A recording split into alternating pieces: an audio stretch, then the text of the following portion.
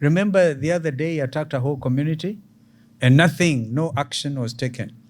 I think every day they have him as the SG. The whole world is watching, and Kenyans in particular. So we will stand by the freedom of the press. Media freedom cannot be subjected to the whims and aspirations of a party that is losing grip, and they know it. So they have to look, and if they want to blame the media, of course the media is above this. Please remain focused. We just want nothing but absolute truth for our people.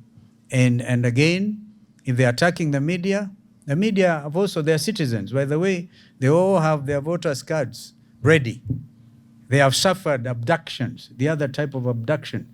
Today I refer to Ruto's economic abduction, because what has happened to this Safaricom shares sale is nothing short of abducting the economy of this country. They continue to do these abductions.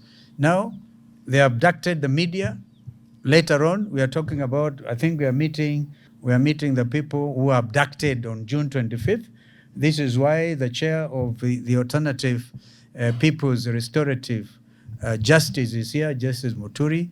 And so we continue with these things. We must speak for this country. Because if we don't, and to be honest with you, this is rescue time.